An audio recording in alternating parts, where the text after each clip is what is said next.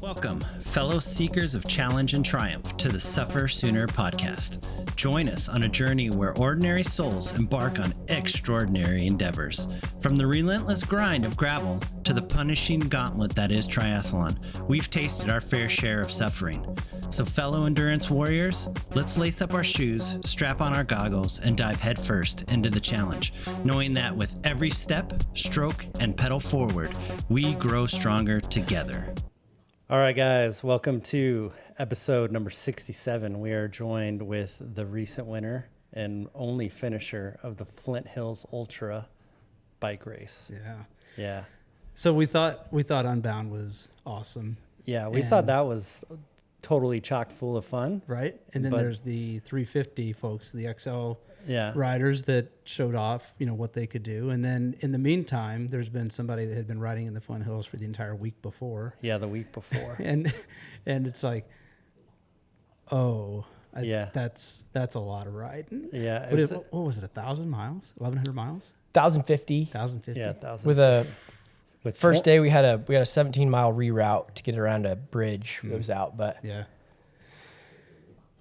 so 1,050 miles, and I'm sitting here worried about 200. I'm like, I died 1,000 deaths. Like, poor you. Right, and then I'm like, I got a heat stroke. But no, I was like, what would Preston do? And I was like, he probably wouldn't be racing this hard. Yeah, right. Oh my gosh. So before we get into all the adventure of the Flint Hills Ultra, because that's really what the Flint Hills Ultra is, we talked with Bobby a couple of months back, and he was telling us all about the Ultra, and it's one of those things, like, I think I'd like to do it sometime. I just don't know if I have the guts to do it.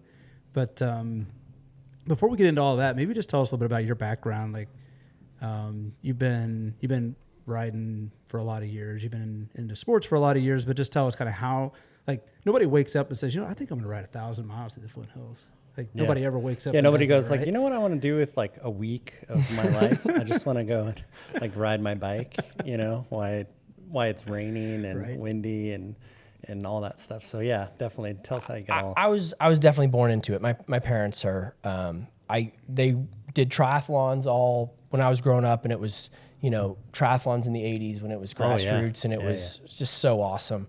But I grew up. I mean, they would just kind of just leave me at the start and go race, and I'd go swim and ride my bike around and have a blast. And so did triathlons as a youth.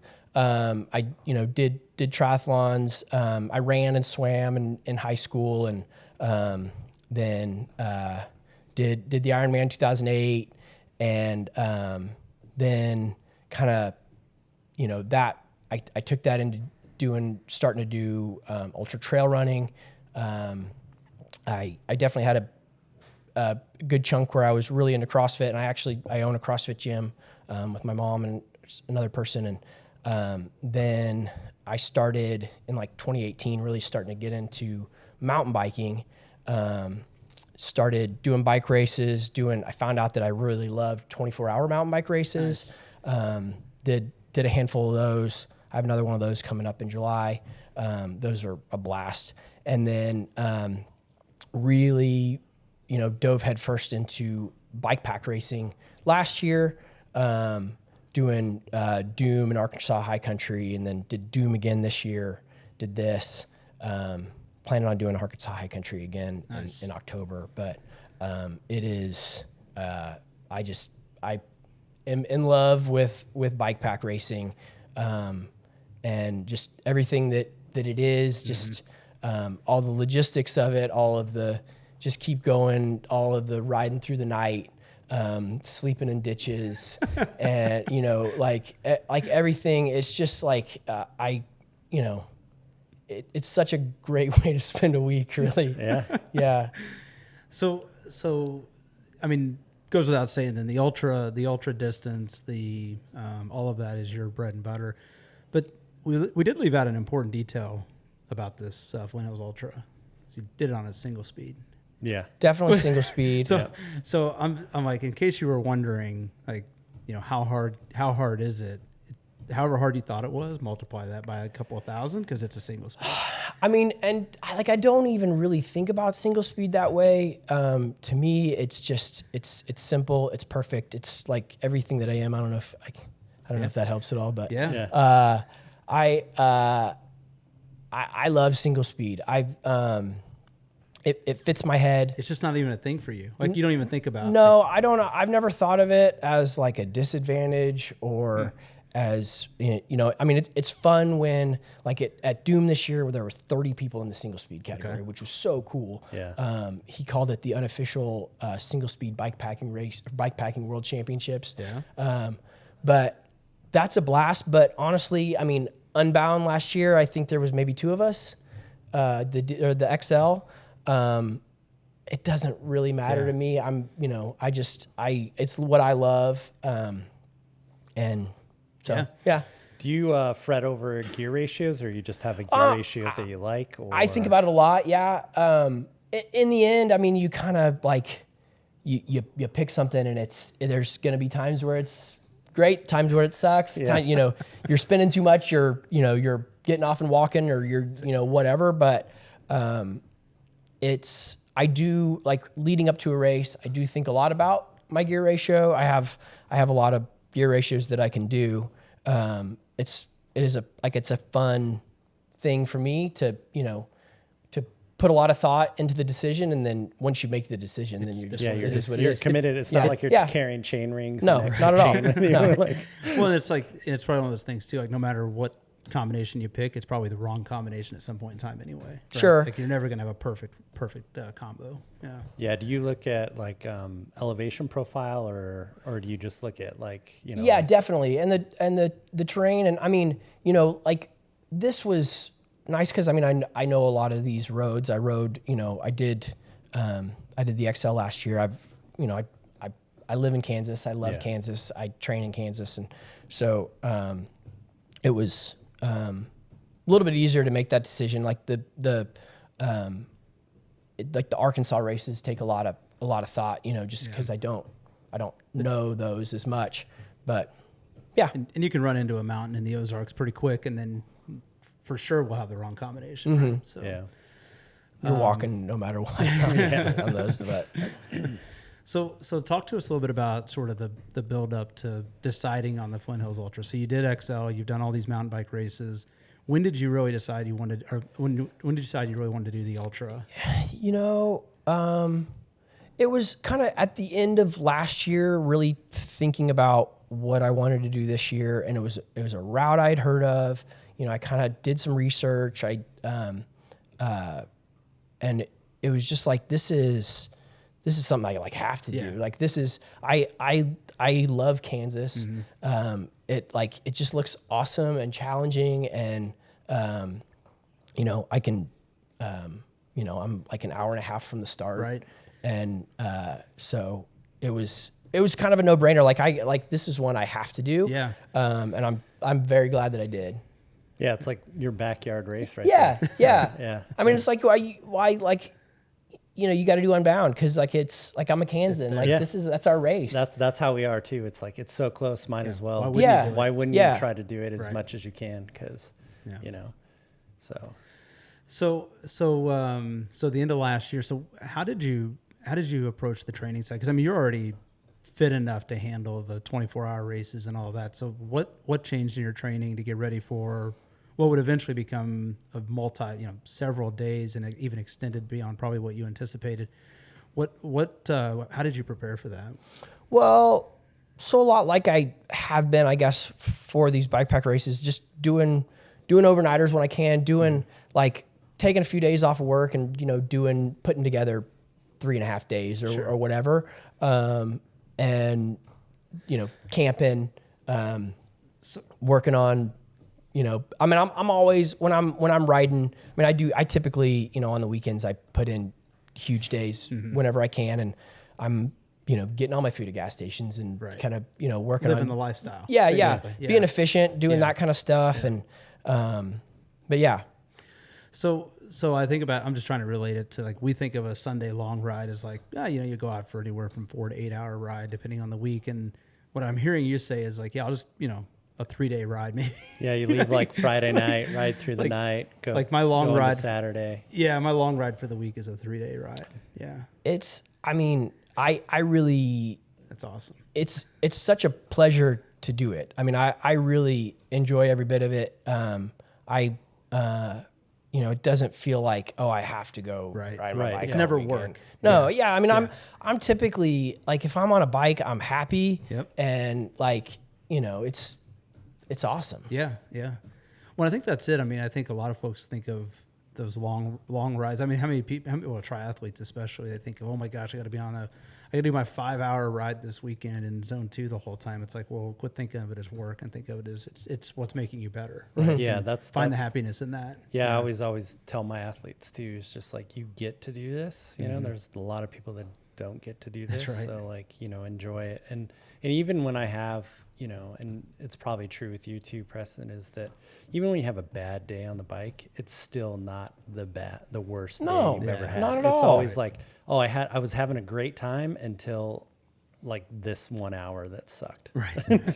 And that's probably the hour that made you better the Yep. most. I mean, that's, you know, it's, you know, if not physically, then mentally, but probably both. Yep. You know, dealing with tough things on the bike is, yeah. So all right. So Flint Hills Ultra.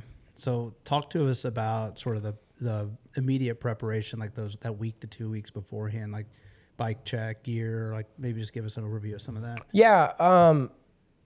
I changed up my bike setup a little bit. I got one of those tail fin aero pack things. Yeah, it's really neat, but gave me a little bit more storage because I was using, I think it was like a 9-liter saddlebag. Okay.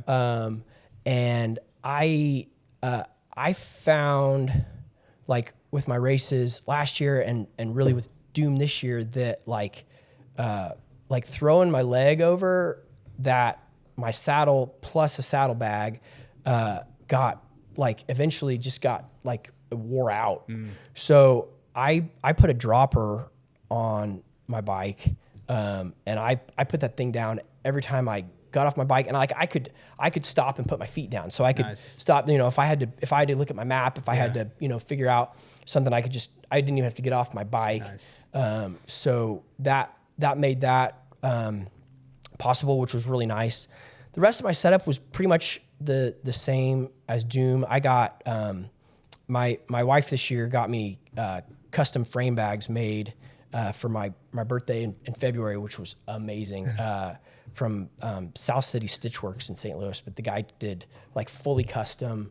You know, I had to trace out everything on my bike and do all these measurements, and that like really maximized my storage from what I did racing last year.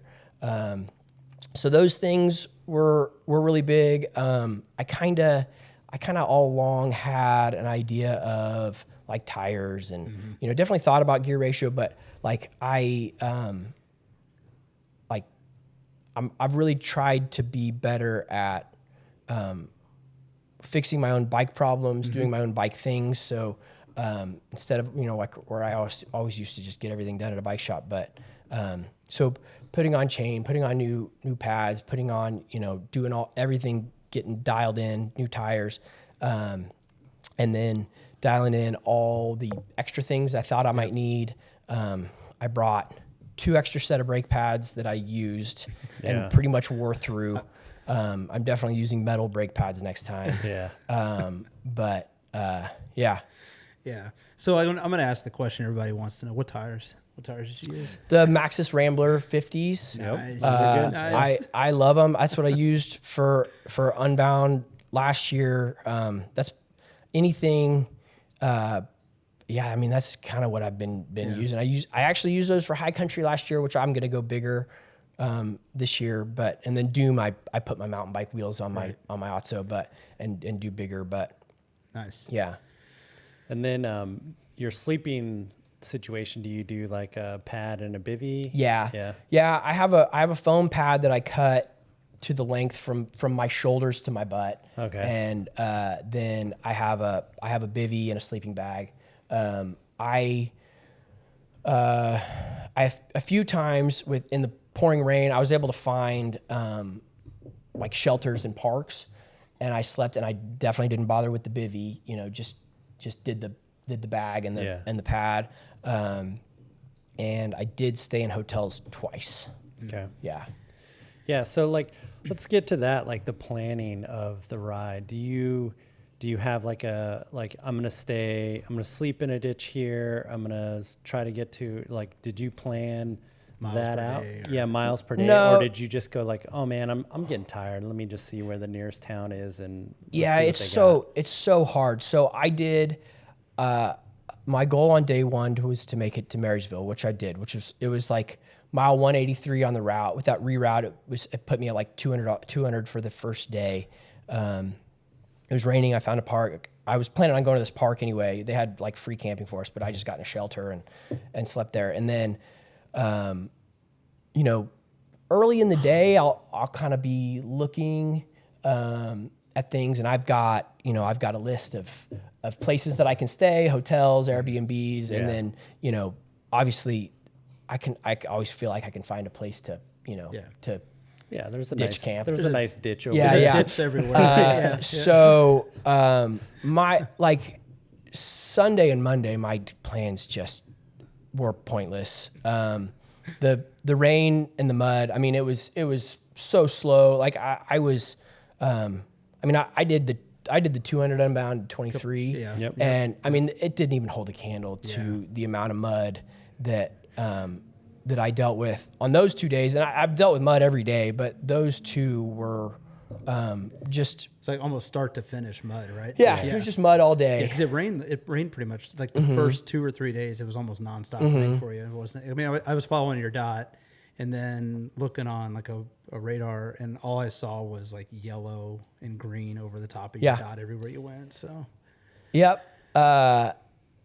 So yeah, I mean, that's kind of what it was. How did that affect you? Like just the mentality of it? Because I'm thinking, okay, it started out. So let's maybe reset just a little bit. It started out with 6 riders, if I recall. Yeah. And I think you were the only single speed. Is that right? No, Was there another single Andy speed? Phillips was there, Andy was who there.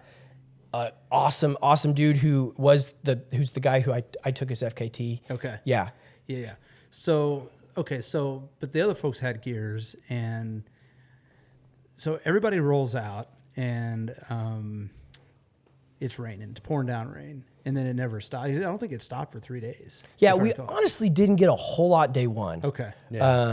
Later in the day. Okay. But it kept looking like it was going to rain. It was like big chances in the forecast all day, but honestly didn't get too wet in day one.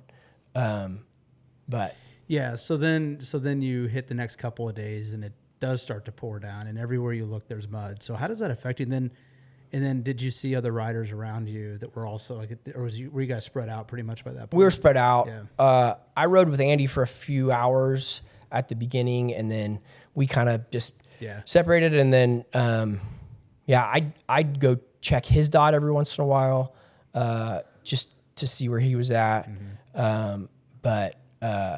Then I never saw another person. Were you doing that for like just to see if there was clear roads up ahead? You're like, oh, he's moving now. Okay, well, good. and he was a little behind me. Okay. I'm a big fan of Andy's. So he kind of like, he's done this route a few times. And I definitely used him as a resource a lot, talking through a lot of things, and he gave me a lot of advice. So it was more just like kind of concerned, see how he was. And then I was sad when he dropped out. But such an excellent dude. And he actually came and rode a little bit at the end with me, nice. Which was what I was struggling a lot. So I didn't know he was going to come. And also, so the sister of the ladies single speed FKT holder came, and they both came and rode with me kind of through that night, because I was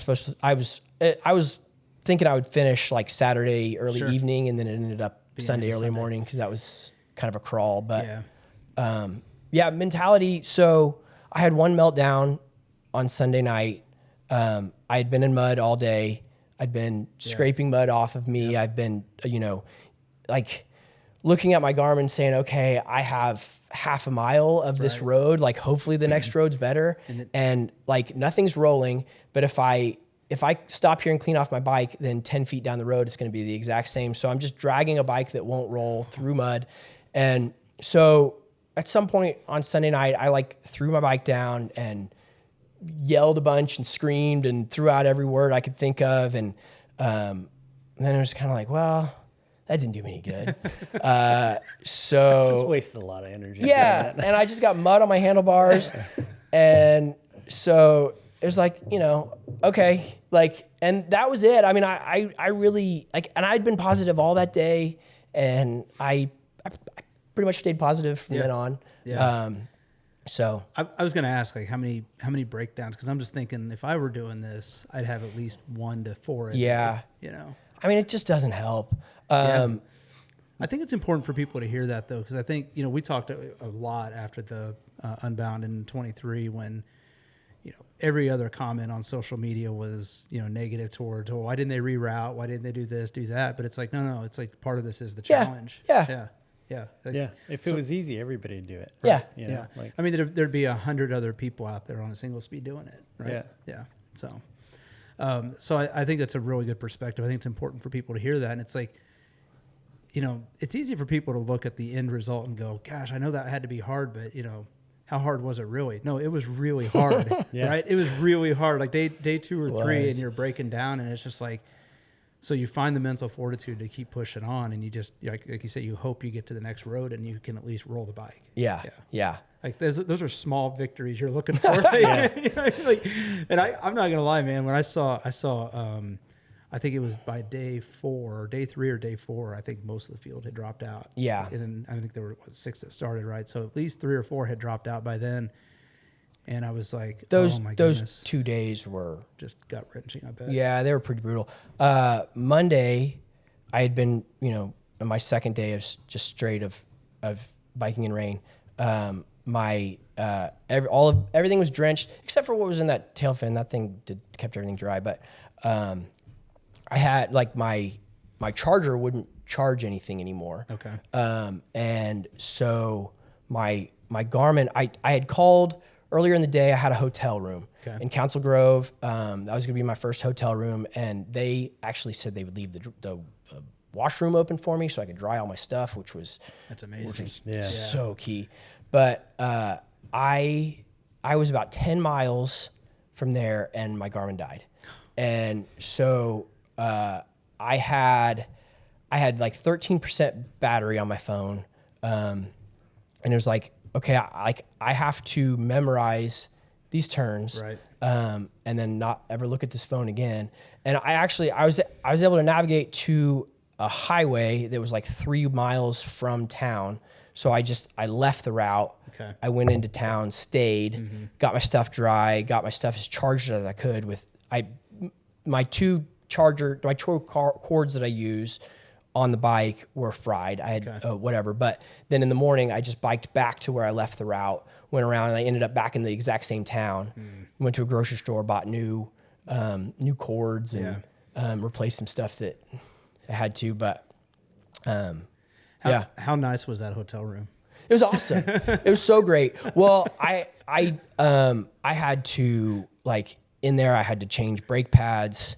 I changed my rear pads. I had to tighten my chain. It was crazy loose, and do a bunch of work on my bike. So it's so much easier to do in a hotel room. Sure. And luckily there was no carpet in that room. I like took towels and mopped all the floors. And I left a good tip because I was like, I'm really sorry about the mud, but luckily it's just like linoleum floors and stuff. Yeah. How many? So just according to your plan, knowing your plan fell apart because of the conditions, but just generally, like how much sleep were you looking to get in a given night? Like 4-ish. I only slept probably like 2 the first night. Probably should have slept more, but it's kind of, I don't know. It's so hard for me. It's been on all these bikepacking races. Night 1 it's hard to sleep. And then after that, it gets easier, just more exhausted you get. Right, yeah. But I did a lot of like 4-hour sleeps. I did, my last hotel was in Pawhuska. And so I was told there's a prairie reserve north of Pawhuska. Okay. And there are free range buffalo. Nice. Which was the coolest thing ever. But, I was told you do not want to ride there through the night because they sleep in the road. Oh. If they're startled, they'll charge you. Yeah. So You're like, oh, great. I got mud, rain now. yeah. Buffalo. Yeah. They're my spirit animal. I love them so much. But so I stayed in Pawhuska, got all my stuff charged, got everything, and then left early in the morning. But that ended up just the way time worked got me more like a 5.5 hour sleep, which was nice. But So you stay in the hotel room in, was it Council Grove? Is that right? Yeah. Okay. And then back on course, did the road conditions change much? Because I know everybody talks about the north side of the Flint Hills being rockier and drying out.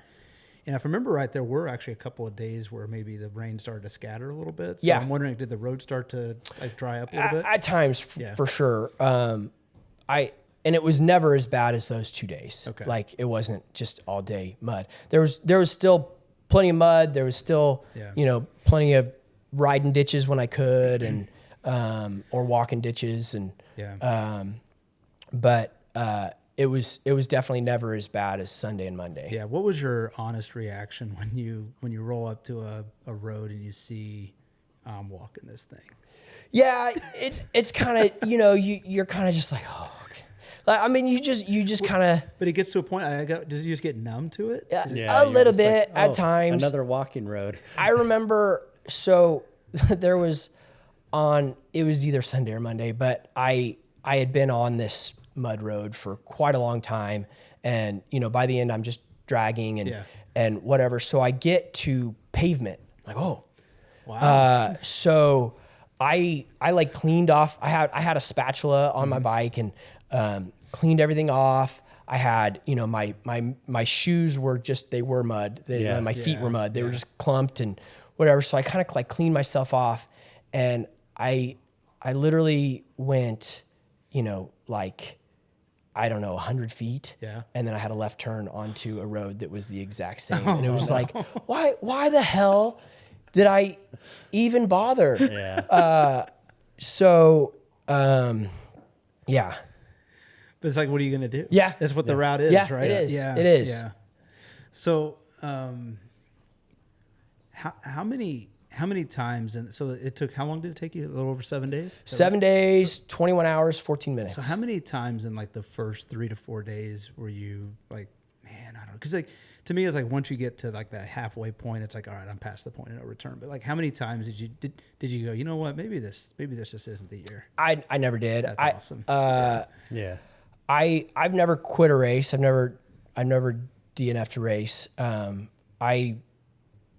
To me, like, if I can go, I will go. Yeah. So unless my bike or my body is broken, beyond repair, then I will go.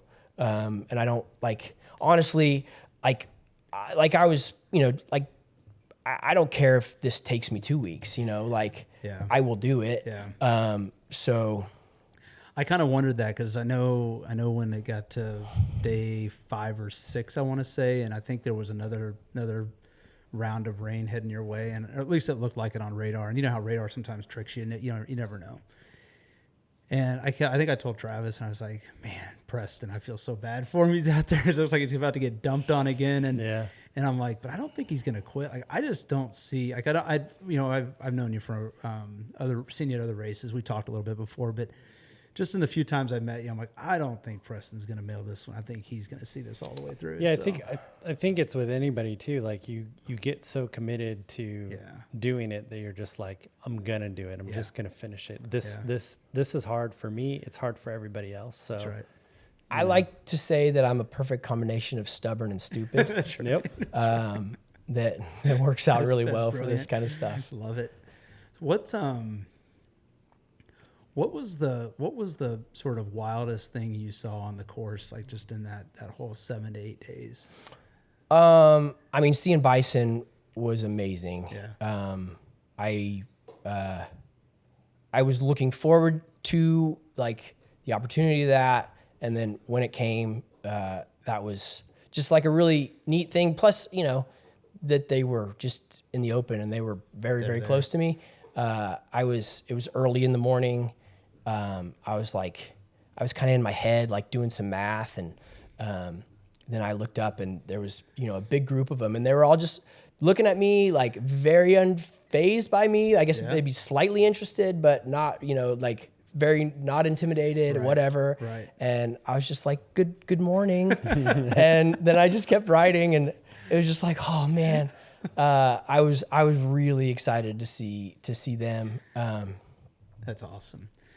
Did you meet any people on the course? I did. I mean, definitely people that were very interested in, you know, what I was doing. Did they kind of give you one of those like, you're doing what? Like what? Yeah. Why? You came from where?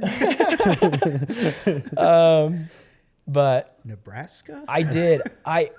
So one interesting person that I met that was very key, on Wednesday, I had some stuff drying on my front bag, and I was kind of rotating stuff around, and I wasn't going all that fast, but I got sideways, and I heard that horrible sound of all the air coming out of your tire. Oh no. And so I thought the worst. I was looking for a slash. There was nothing. I just had knocked it off the bead and like over the stem, you know, on the inside. And so I got it on. I got it reseated with my CO2. I let the air out, put some more sealant in, and then pumped it up with my pump, and it was leaking out of the valve. Okay. I have those Fillmore valves. I love them. They're amazing. I've never had a problem with them, but the valve wouldn't shut. So I could pull on it and it was shut. Yeah. But if I let go of it, then air was coming out. So I eventually found that I could put the cap on like really, really tight, and it wouldn't do that. But I was going to get into Arkansas City late that night. Yeah. And there was a bike shop there. And so I called, and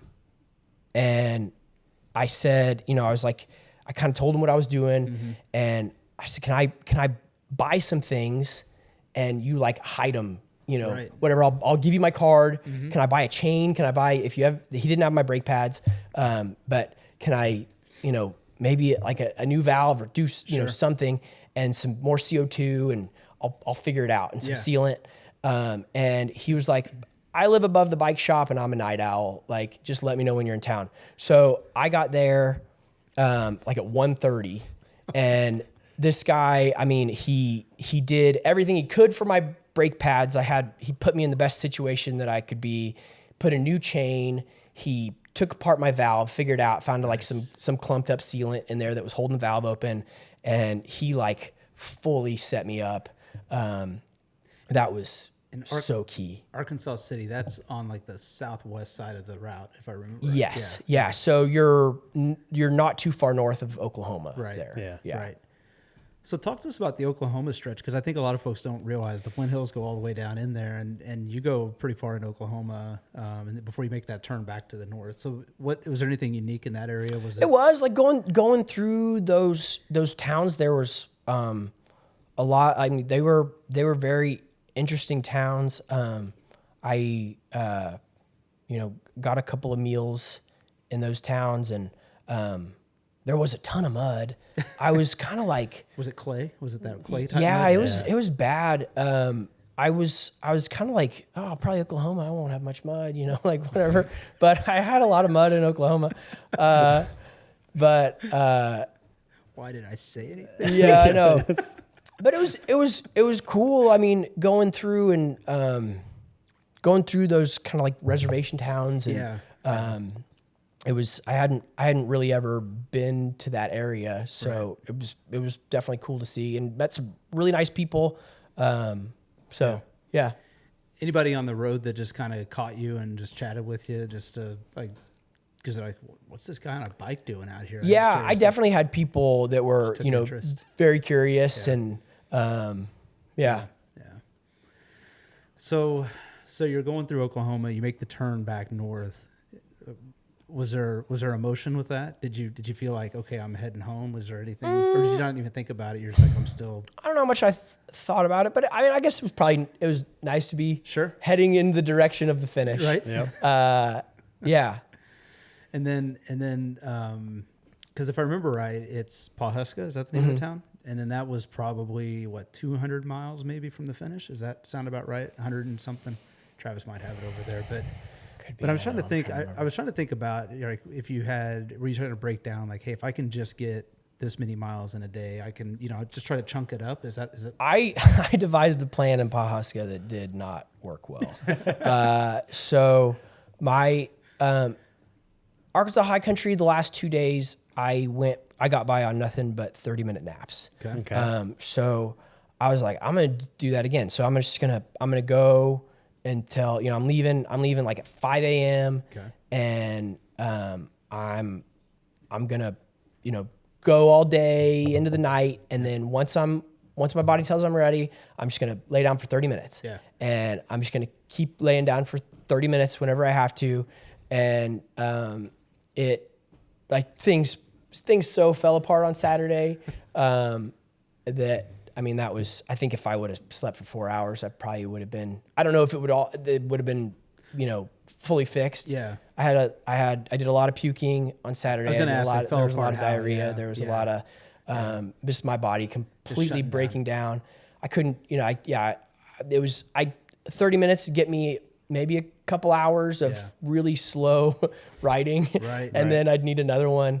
And that heat, you talked about it. That heat on Saturday was, something that I hadn't really dealt with yet, but it hit hard. And it jumped like 15 degrees over the space of an hour. So it just turned on the cooker. I got to jump in a lake Saturday afternoon at Madison, like coming into Madison, there was the Madison City Lake. Yeah. And I went and we just went down to my boxers and got in and just let my body cool for a little while, and kind of hung out in some shade and laid down and worked on my bike for a little bit and kind of just tried to reset a little bit. Yeah.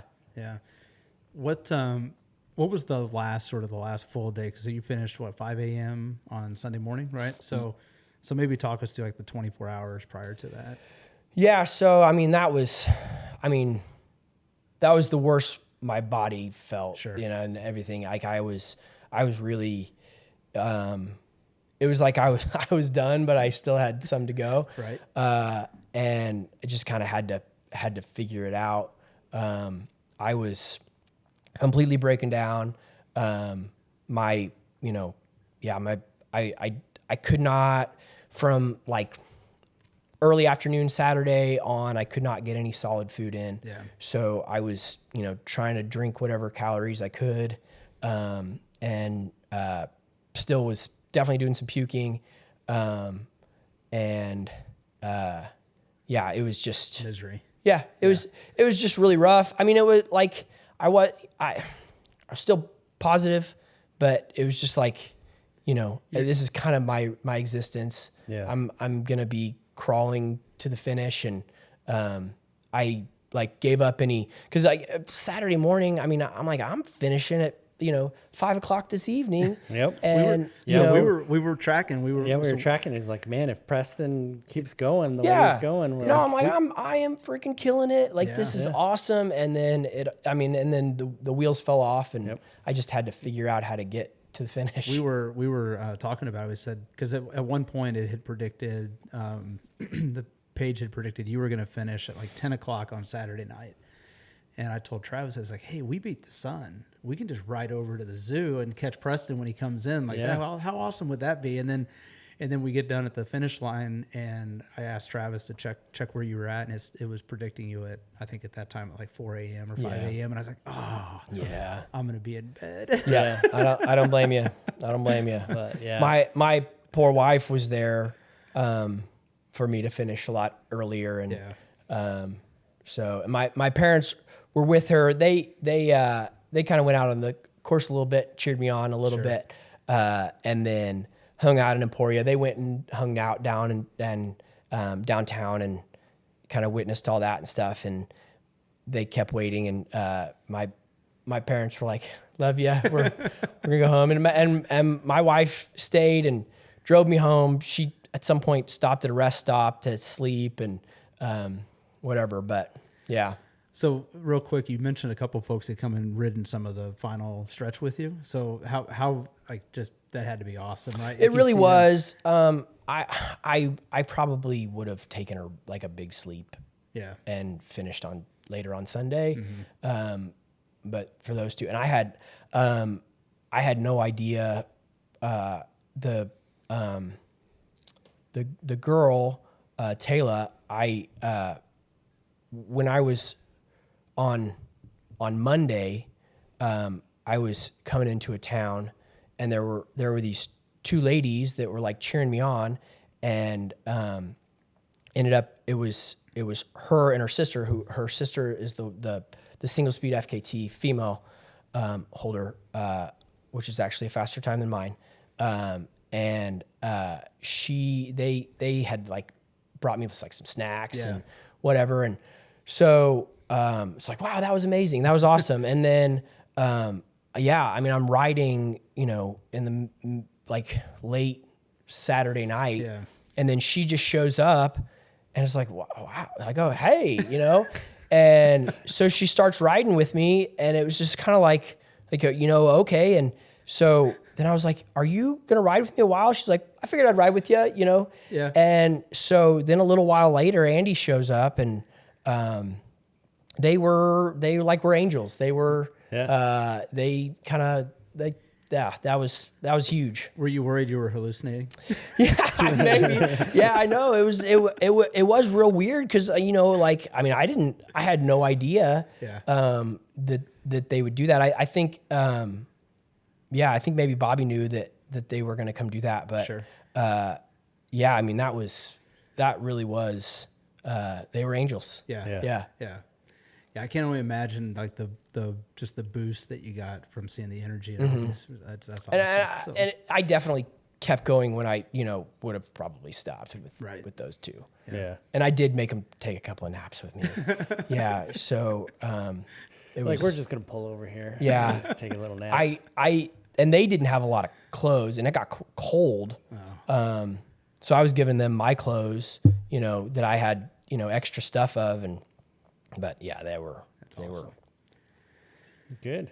Well, I'm gonna I have a couple questions. So you said, what do you use for power? Do you just use rechargeable banks, or do you use a dyno hub, or? I tried a dyno hub. I didn't like it. Yeah. I felt like it sucked my power, and it doesn't like do anything all that well. Okay. In my opinion, I don't know, but I've got a power bank that I can get about 4 days out of with, Charging the phone, charging the Garmin, yeah, that kind of stuff. And then, so as long as I could get somewhere, and like a lot of times if I pull into a Casey's, the way I had my chargers, so they went through they were at the back of my top two bag, my charger was, and then my cords go through, and when he built my bags, he built like routing for cables, which is amazing. And they go around, and so like from there I can go to my thing, I can strap my tail light to my handlebar and charge it. I can, I have my phone in like kind of like the map pocket, and so I have all those things, but I just had a plug in my top tube, and I could take that plug and go, if I pulled into a Casey's, I could just plug that in, and it's getting some charge while I'm getting some food or whatever. And then, fully charge it up in like my 2 hotel stays. Yeah. And then I have an Exposure 6-pack light, and it is more than bright enough on that 36-hour mode. So, that's more than 3 full nights. Yeah. More like 4 nights when I'm, taking a few hours of sleep and, turning it off, it stops and whatever. Yeah. So I never had an issue. I actually got to switch it to like 24-hour mode for those last couple days because I had full juice leaving Pawhuska. So you're just like, I'm just gonna Yeah, light the it's like, way. oh, it's even brighter. You're like, Yeah. it's like the sun. Let's go. Was there any gear that you wish you would have had that you considered bringing, or just had to leave at home? Or? Well, not. I'd like definitely metal brake pads, without a doubt. Not necessarily. I think I pretty much used everything I had, and I think by now you're probably really practiced with everything that you got, so it's just like a system now. yeah, I did. So last minute, actually, like Saturday morning before we left, I decided to cut my rain pants like at my knees. Okay. Because it just never looked like it was going to be all that cold. Because like for Doom, my rain pants I used a lot for warmth and for rain and wet and all that. But I was glad I did that. They took up less space, and it just really worked well that way, and they were out of the mud and they were all that.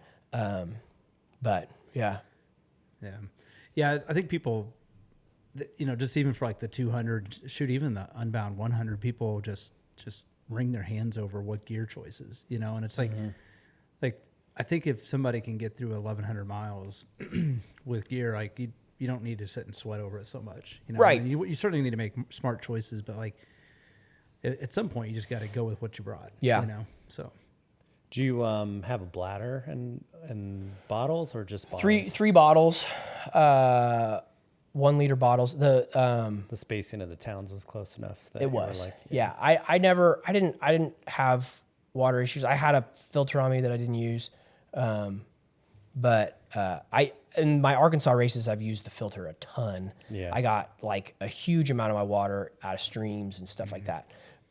Is it the straw filter or The Catadine, it's a 1 liter bladder, and the lid is a filter, and squeeze it through. Cool. Works great. Yeah. But yeah, so 3 1 liter bottles. And I used to be a tailwind guy. I switched to just putting maple syrup in my bottles. I started out with like 3 days worth of maple syrup, and then like in Council Grove, when I went to that grocery store, I just bought a Coke and a couple bottles of maple syrup and pounded the Coke and filled up, and then a few more times just got maple syrup and kept my Coke bottle full, and maple syrup and Element. So I took enough Element to get me through. I'm a big fan of Element, but Yeah, that stuff's good too. Yep.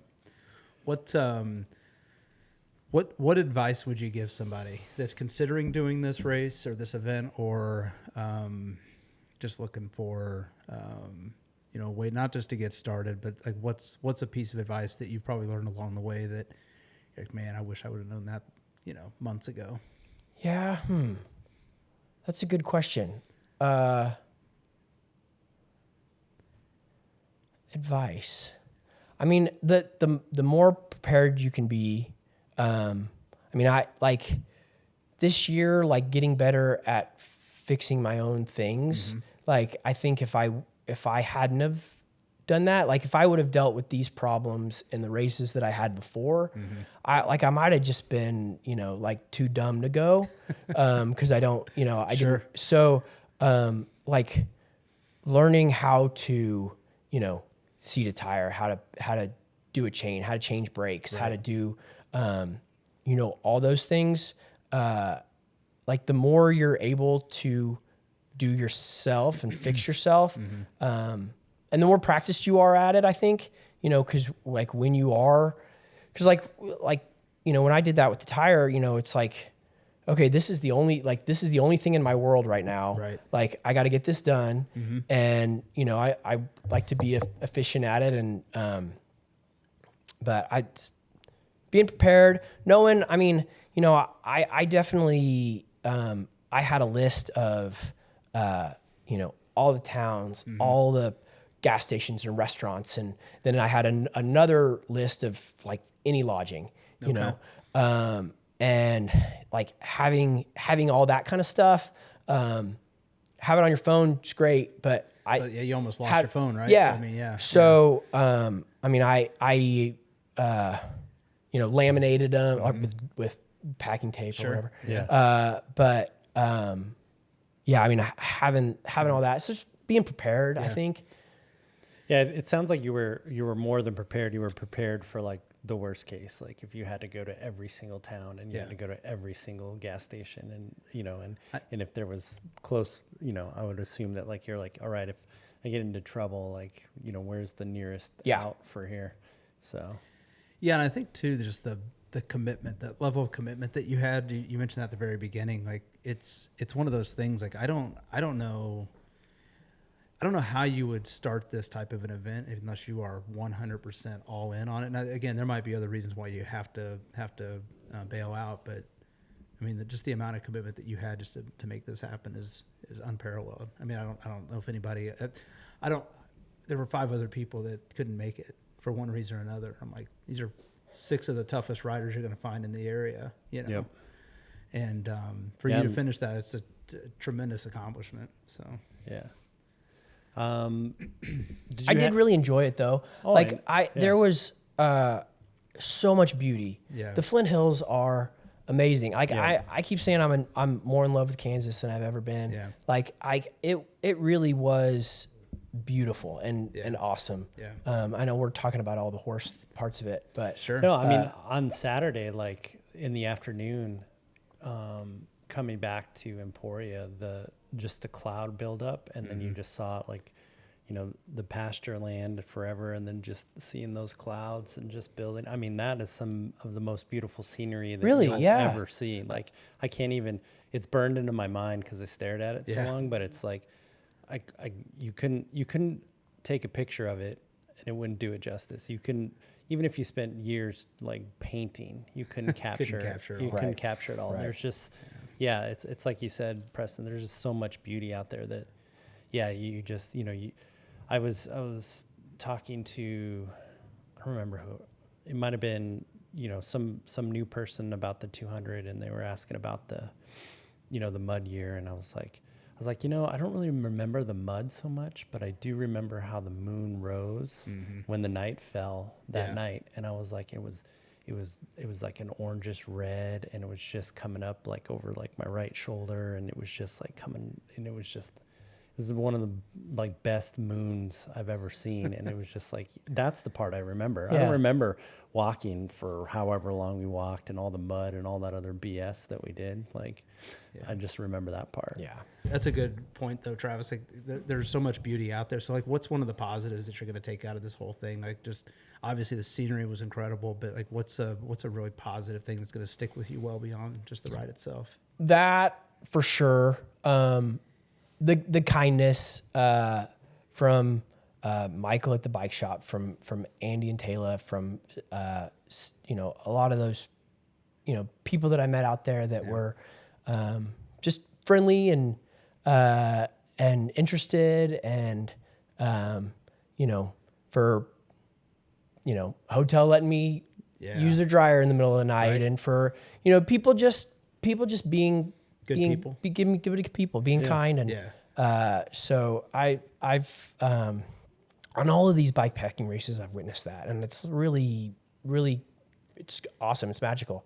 Isn't it something though? It's like not to take this outside of the bike lane, but it is part of the community. It's like when you see people taking on an extraordinary challenge, like and just average everyday people see that, like there's a different side of people in general. It's just such a much more positive thing that comes out of it. It's like, how do you bottle that up and like get it across the rest of the society? Because it's just amazing how good people are when they see you. Like the general public will bend over backwards to help you out in your situation. Like if they see you out there, you needed anything at all. I mean, like for crying out loud, a bike shop owner to open up his doors at 1:30 in the morning and fix your bike. Like he's not worried about, hey, how much money am I making off of this? He's not, none of that. He's like, hey, I got a chance to help a fellow rider. Yeah, he thought what I was doing was really cool. Yeah, and exactly. he was awesome. Yeah.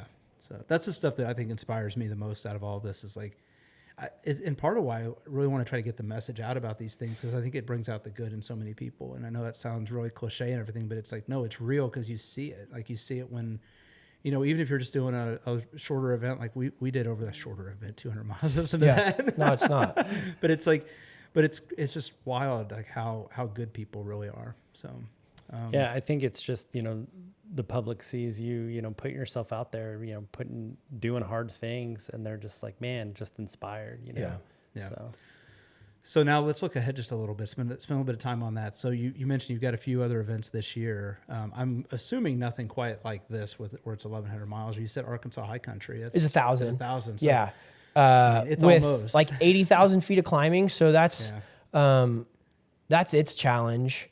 And much, well, it was real dry last year. So I definitely had times where I went long periods without water. For Doom the last 2 years, it's been crazy wet and I have no problem finding water. So I'm kind of hoping it's more like that. But, so that race didn't go all that well for me. I had plans of much faster. It took me, what was it? It was like close to 9 days, I think. But I definitely had some problems and some tough things, but I'm going to get through it. But I really feel like I can go be like a couple days faster there, but I'm really excited about that. That's in October. At the end of July, I'm going down to do a 24-hour mountain bike race in New Mexico, which my wife's going to do the 12-hour race, which is really cool. And nice. My dad's like best friend lives in Pagosa Springs, Colorado. Okay. And so he's also doing the 24-hour race. And so my wife and I are going to go spend some time with him. And then all three of us are going to go down and do the race. So I'm really excited about that. Where's the 24-hour race? Is it Gallup? Like near Gallup. Yeah. Yeah. Okay. Yep. So I know that race. I hadn't done a 24-hour race in a few years because I've really been doing this stuff. The last one I've done Wausau 24 in Wisconsin a couple times, and the last time I did it, I was second overall on a single speed, and just had like an amazing race. And so I'm excited to get back to doing 24-hour mountain bike races. It's definitely completely different kind of racing. Like with that one, I was never off my bike for more than 5 minutes. Oh wow! And it's definitely a different beast. Right. A lot more aggressive, but awesome and fun, and cool people also. So how do you just thinking about the training, the differences? I would imagine for something like these 1,000-mile races, multiple days, it's a lot of lower intensity workouts, and I don't know if you probably sprinkle some high intensity in there. But then when you get ready for 24-hour, how does the training plan change to adapt to that? Yeah, it's more, and I still do a lot of intensity. Do you? Yeah, throughout the week. Like I said, I own a CrossFit gym.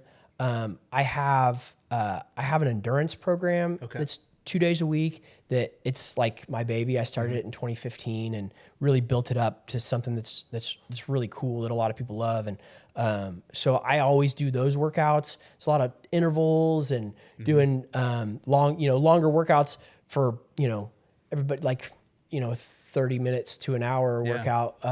Is definitely long at a CrossFit gym. But doing workouts like that, so like I get a lot of intensity that way. Yeah. And I do, like, during the week, I love like going mountain biking with friends. Sure. And doing that kind of stuff, because I'm not, I'm working all week. I'm up every morning at 4. Okay. And so I'm not putting in big distance during the week. Okay. I'm kind of typically getting it in on the weekends, and then making time occasionally to get in some big stuff. Right. But yeah. So this is going to sound like a softball question, but I got to ask it. So how do you find the carryover and the fitness, sort of the overlaps between what you do with CrossFit and how it helps the bike? Yeah. I think it's huge. It helps me a lot. And I definitely, I make CrossFit fit me. Okay. At this point in my, I definitely, use it to, you know, to benefit me the most. So I'm not doing snatches, and I'm not doing anything that's not going to help me. Right. I love coaching it. I coach it all day. I love I love all the people at my gym. We have like the most amazing community there.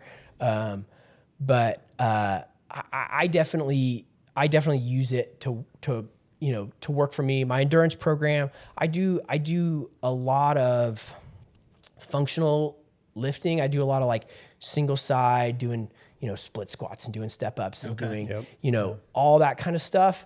So it's really nice to have that fully at my, you know, whatever. And then, you know, I mean, a lot of CrossFit is great, you know, if I'm, you know, kind of using it right. Yeah. And I feel like I do really well. But like I had 2 creek crossings in this race that were, so I had to, the first one I had to put my saddle on my shoulder. Okay. And my bike weighs 1,000,000 pounds. Yeah. I went barefoot because it was like a concrete low water bridge that came up, and the water came up to my knees. Okay. So it was like so slick. Yeah. So I had to get, like, that was hard, Right. getting across and like just shuffling across, because I'm like, if I go down, I'm screwed. Right. And then I went through one, might have been Saturday or Friday, that was like up to my mid thigh. Oh my goodness. And it was a rocky bottom. It was like going across the creek. Yeah. So this wouldn't work. Right. So I had to lock out my bike overhead. Oh man. And walk across. There was, you know, way up on the roads on either side, you know. So I mean, it was pretty long. Right. And it was like, I'm not switching hands. I'm not, Right. you know, I am just here until I get across that thing. So I mean, I think that fitness, you know, that's was huge for that. Right. So Yeah, just the ability to like shoulder your bike. People, you know, again, you know, they talk about the mud year, like just being like, oh, I can't carry my bike. And it's like, I mean, your bike's not like loaded down with a ton of stuff like yours is. It's not got probably, you know, sleeping gear and all that other stuff. It's just got water. Right. How much did your bike weigh? Do you know? I never weighed it, Never weighed but it? a lot. Yeah, I was gonna say probably. I mean, I do my best, you know, to be as light as possible, but yeah. Yeah, And I'm just guessing probably 35, 40 pounds if I had to guess. I would imagine more Think for so? sure. Yeah. I probably should have weighed it, but I never have. Just curious, yeah. So I mean, if anybody wants to sign up for CrossFit, that's a good plug for There you go. it. Yeah. Exactly. Just take that kettlebell and just. That's right. That's right. So yeah, no, that's great. It's awesome. So so you got races this year. What's the outlook for Flint Hills Ultra? Are you going to do it again? I definitely want to. I loved it. I did, like, speaking of the gym, like Memorial Day is a huge day at our gym. We do Murph, and it is like the greatest atmosphere and so much fun. And I'm always a really big part of it. Yeah. So everybody was sad that I wasn't there. I was sad that I wasn't there. So it would be, I definitely want to do that event again. But yeah, that'll be a challenge. I have had Tour Divide, like it will happen. Nice. I keep thinking, man, it would be great to make that happen next year. So I would definitely not do Flint Hills Ultra and then do Tour Divide. Tour Divide, yeah. So if that happens, and there's that, but I loved that route. Yeah. I talked to Bobby today, and I just, you know, I said that route, it was just so cool. It's so beautiful. It's so challenging. I really do think it will pick up steam. I think people will see how awesome it is. And I don't know. There's a lot of people built like me that are, you know, like, oh, that's horrible, and you know, I want to do it. You know? Sign me up. Hurry up So, and take my money. Well, the best part is this is a free event. It's free. That's free. Yeah. There's free. So I mean, there's no excuse. Everybody can just sign up and do it. You don't have to have anything. Just Yeah, you're upset about all the entry fees to all these races. Like this one's free. Right. This one's free. Just gotta ride it. Yeah. So Just gotta have a little tracker. That's it. so Tour Divide's a great one. We've talked about Tour Divide quite a bit. Single speed, is that what you do? Oh, Yeah, everything's single speed. Yeah. Everything's I have Do you even have a bike with gears? I do not. Okay. No, so I did my last like half Ironman, I think in 2014, and then quickly sold my bike when I was kind of like, I'm doing other things. And I've had a fixie for, I don't know how many years. And that was the only bike I had until in 2018, I bought a $300 rigid single speed online. And, Nice. then, kind of just went from there. But I have, I got my fixie that I will, have forever. And I have my, I have a mountain bike and a gravel bike and my Otso that look a lot alike. They're both rigid drop bar, single speeds. And so. Awesome. Yeah. Yeah. When you're thinking about the Tour to Divide, do you think you're going to go with like a shock or anything in the front, or do you think just the tires are probably going to be good enough? Doubt it. Yeah. I mean, like Doom is, I think every bit as rugged. And even Arkansas High Country is crazy rugged, but, we went on 3 different single track systems on that. And then, I mean, their roads, I mean, they're just, all those ATV roads and stuff that we're on are, I mean, it's mountain biking, and I've been mountain biking rigid, Forever. Yeah. Yeah. So, I doubt that I would.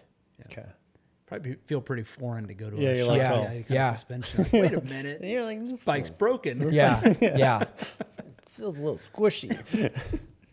That's too good. Yeah. So, all right. Well, anything else you want to cover? Oh, give us a little info about your gym. So you mentioned the CrossFit gym. I mean, just for folks that might be in the area, be interested in checking it out. My microphone keeps dripping over here, but give us a little info about your gym. Solution One CrossFit, 83rd, right off of 7 Highway, Okay. in Shawnee.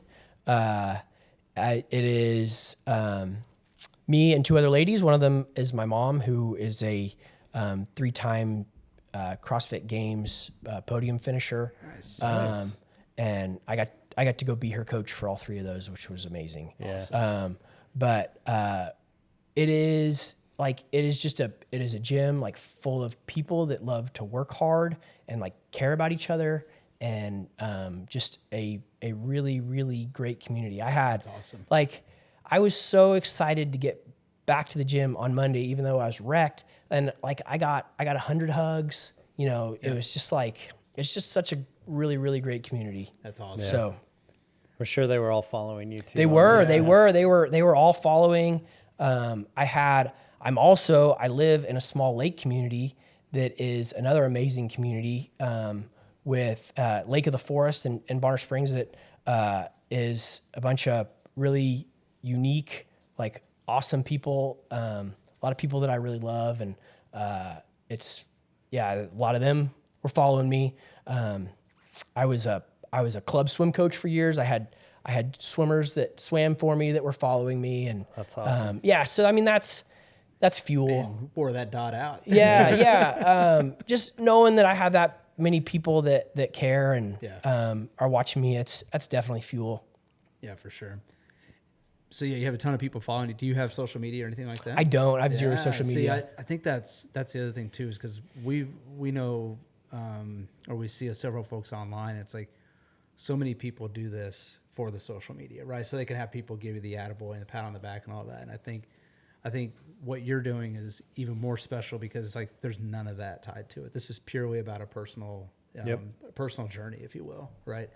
So I mean, I just applaud you for it, man. It is super, super awesome. So Yeah, it's super inspiring too for, yeah. we were all, watching you and just being like, man, he's still out there getting after it. Like, let's go. Man, thanks for watching. Like that's really, it does mean a lot, you know, that people cared enough to be watching and paying attention. And Yeah. Well, we have a mutual friend, Chad, that told us about your, kind of the adventures that you've been on for the last couple of years. And of course, we had a chance to chat last year at a race or two. And I had texted him at one point last week and said, man, I cannot believe what Preston's pulling off here. This is incredible. And he said, I think he had talked to you like earlier that night, and he sent me a picture of your bike and it was all caked in mud. I'm just like, that is insane. It's absolutely insane. Yeah. But it's so awesome, man. It is inspiring. And I mean, the reality is like, it doesn't really matter what distances you're doing. I mean, there's inspiration and everybody around you. It's like you when you hear stories like what you're doing, I can't comprehend 1,100, 1,050 miles, whatever it is. I can't comprehend that because I've never tried something that challenging. But you know what? You know, like 5-6 years ago, I would have never thought about 200 miles in the Flint Hills either. So it's like, you just got to find find the path and like just keep taking on that next challenge. And the next thing you know, like you don't think about it. I love how you said that earlier. Like, I don't think about a single speed. I don't think about a distance. I go and I find the happiness in doing this. And that is so freaking awesome. Just get on the bike and ride. Yeah. So awesome. Anything else you want to share with us? Anything else before we wrap up here?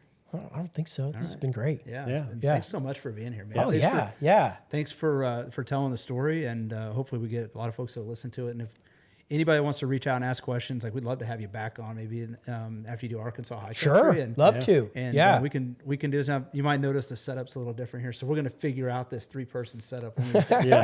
It'll get better. But man, this has been so awesome having you on. So cool. You got anything else, Travis?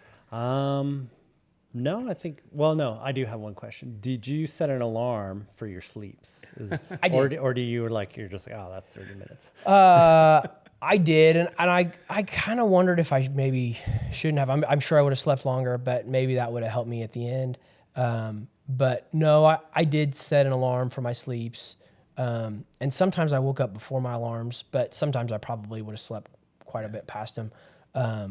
But yeah. Do you do that on training too, like just to get used to like the whenever I've set alarms. Okay. Yeah. See, I'm like, I'm like super and like, this is the next level for me. It's like, as soon as I get the okay from the wife to be gone for multiple days, riding my bike through wherever. Yeah. So when I asked the question earlier about like any advice, like there's a reason I was asking, because it's like we're like on that cusp of like, man, you just you just need a little taste of it. Yeah. Once you get a little taste of it, and then go bike pack without there being an event, go in Garmin or wherever, like you can build routes that, will take you to a campground, and, put together 2 days of riding, kind of, I don't know, start there. I think that's a lot of fun. Just get out and do it and turn it into your own adventure. You know where you end up. So, well, that was the only one I got for now. I have others, but I'm good for now. Travis will remember all his questions when we get done. Typing them all up, sending them to Preston. Well, that's awesome. So I want to make sure once we saw that you crossed or got back into the zoo and finished and everything, like the first thing we thought of the next day was like, we got to get Preston on here, tell this story. Like this story cannot go untold. So really appreciate you helping us out here and loved hearing about it, and inspiration, man. I mean, my pleasure. So thanks so much. Thanks for coming on. Thank you for listening to this episode. Please, if you like what we are doing here, leave a like, rate us, comment, subscribe, and share with your friends. It really helps us grow and finds us more SufferSooner squad mates. And remember, when the finish line feels impossibly far away, we don't give up, we push harder, we dig deeper, and we find solace in the knowledge that our suffering is temporary and our resilience is forever.